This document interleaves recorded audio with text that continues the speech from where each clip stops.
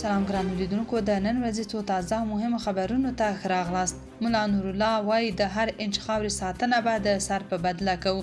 د سرحدونو، قومونو او قبایلو چار وزیر ملا نور الله نوري سرحدي ساتونکو ته ویلي چې د اسلامي نظام تر قلمرو لاندې د هر انچ خاورې ساتنه د اسلامي حدودو ساتنه ده. ښاغلي نوري ویلي په هغه ځوان ویاړي چې د اسلامي قلمرو څخه ساتنه کوي. نوري سرحدي ځواکونو ته په خطاب ویلي ستاسو دنده د سرحد ساتنه ده او دا د 40 میلیونه انسانانو امانت دی چې باید دفاع ته کلک متوجه واوسئ. د افغان خاورې د ساتنې لپاره ویښو سرحدي ځواکونو بیا ډاډ ورکړی چې د خپلې خاورې څخه به ساتنه وکړو او چاته د تیري اجازه نه ورکوو او دا مو ثابته کړې هم ده.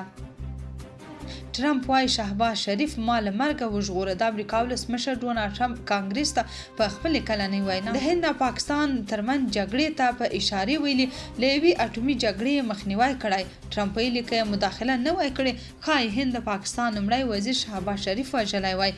د ټرمپ دغه 1 ساعت او 48 دقیقې وینا چې تر ډیره پکې خپله ستاینه کوله وویل د هند او پاکستان جګړې درولې مهمه ډیپلوماټیکه لاسته راوړنه ده او د ولسمشرۍ لومړیو لاسو میاشتو کې 8 جګړې درولې دي. د یادونې ده چې 13 میلادي کال هندي کشمیر کې په ګرځندویانو تر برید وروسته دواړه هیوادونه په ګډه پوله کې سره ونښتل. ټرمپ ادعا کړې چې د مداخله د جګړې د درېدو لامل شوه. ایمل ولی خان وایي د پښتونخوا ځمکه جنجالي ده. د هغه په وینا افغانستان او پښتونخوا کې تر هغې امن راتلل ناشوني دي چې ډیورنډ ستونزه نه وي حل شوې. د پاکستان د پوځ پخوانی غړی او ژورنالیست عادل راجا په یوه تحلیلي لیکنه کې ویلي شاوخوا 2 ساعته وروسته هم اسلام آباد افغانستان په خاوره کې د ترسره شوو هوایي بریدونو په تړاو د ادعا شوو ترهګریزو هدفونو د له منځه وړلو په اړه باور وړ اسناد نه دي خپاره کړي.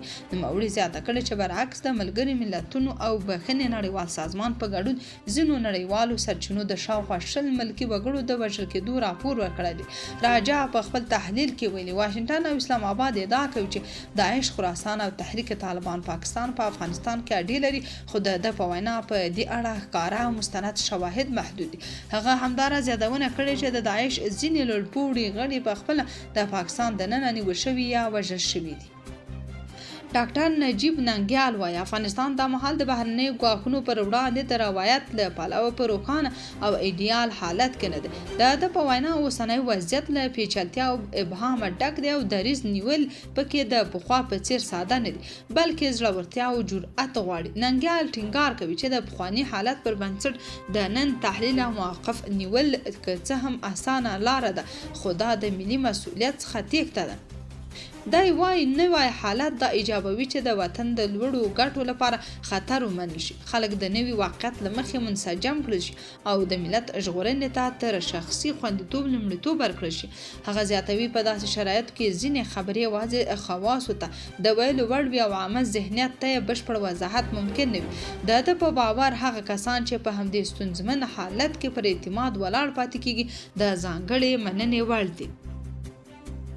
عطا نور وایي طالبان د موږ جګړې ته نه اړباسي. د بلخ پخوانی والي عطا محمد نور په تهران کې د افغانستان د پخواني ولسي جرګې د غور ولایت پر استازي کرام الدین رضازاده د برید په غبرګون کې طالبان د تاوتریخوالي پر دوام تورن کړل او خبرداری ورکړ چې موږ د جګړې ته نه اړباسي. هغه پر ایکس باندې لیکلي نن د تهران د کرچ په سیمه کې کرام الدین رضازاده چې د ملي شورا پخوانی استازی او د غور ولایت د والي پخوانی مرستیال د ناپېژاندو وسلوالو له لوري په نښه او ټپي شوی دی.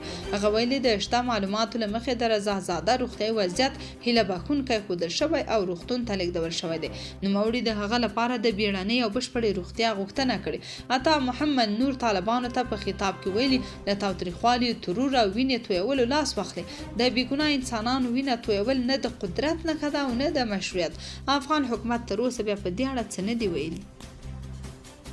کونډي وایي کله افغان خاورې بریدونه دوام وکړي موږ به هم اقدام وکړو. د خیبر پښتونخوا والي فیصل کریم کونډي خبرداری ورکړی کله افغان خاورې پر دوی ترهګریز بریدونه دوام وکړي پاکستان به د افغانستان په خاوره کې پوځي اقدامات وکړي. هغه ویلي که طالبان د وسلوالو ډلو پر وړاندې عملي ګام پورته نه کړي پاکستان به د خپلې خاورې له دفاع پرته بله لار ونه لري. کونډي په یوه تلویزیوني خپرونه کې ویل پاکستان څو ځله له افغان طالبانو غوښتي چې اجازه ورنه کړي د افغانستان خاوره د پاکستان پر ضد ضد وکارول شي. د هغه په وینا د تحریک طالبان پاکستان او القاعده په څیر ډلې لا هم د ډیورنډ کرښې هغې غاړې ته فعالیت کوي او د پاکستان دننه بریدونه ترسره کوي. هغه ټینګار وکړ چې پاکستان په نړیوالو غونډو او ډګرونو کې داسې شواهد وړاندې کړي چې ښایي د افغانستان له خاورې د پاکستان پر ضد کار اخیستل کیږي، خو د ده په خبره افغان لوري تر اوسه اغېزمن او پرېکنده ګام نه دی پورته کړی. افغانستان ته د پاکستان صادرات نږدې 80% راکم شوي دي. د پاکستان د دولتي بانک تازه شمیرې ښایي چې له افغانستان سره د دغه هېواد سوداګري په تېرو 7 میاشتو کې 9.50.7% کمه شوې او 228 میلیونه او 96,000 ډالرو ته راټیټه شوې ده.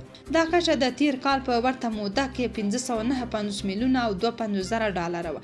د راپور له مخې له افغانستان څخه د پاکستان واردات هم د 2015 کال د جولای له میاشتې څخه د 2014 کال تر جنوري پورې 58.18% راکمه شوې او 6 میلیونه او 6,000 ډالرو ته ټیټ شوي دي.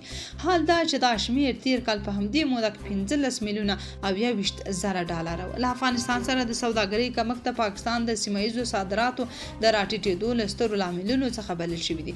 د 2015 کال د اکتوبر په 11مه نیټه د پاکستاني ځواکونو او طالبانو ترمنځ له نښتو وروسته پاکستان افغانستان سره پر ډیورنډ کرښه خپل 8 سوداګریزې دروازې وتړلې.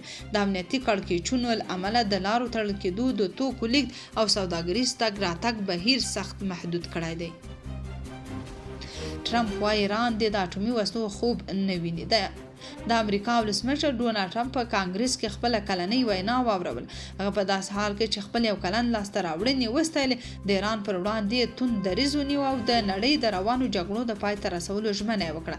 ټرمپ ویل چې ایران لا هم د خپلو شومو اهدافو لپاره اټومي او توغندیز پروګرام ته دوام ورکوي. هغه په ټینګار سره وویل هیڅکله به اجازه ورنه کړل شي چې ایران اټومي وسلو ته لاسرسی پیدا کړي. هغه زیاته کړه چې که څه هم ایران د هغو کړې غوښتونکی دی، خو تر اوسه د اټومي وسلو د نه جوړولو په اړه صریح ځواب نه دی ورکړی. ټرمپ ادعا وکړه چې د اوکراین جګړه کې هره میاشت 25,000 سرتیر وژل کیږي.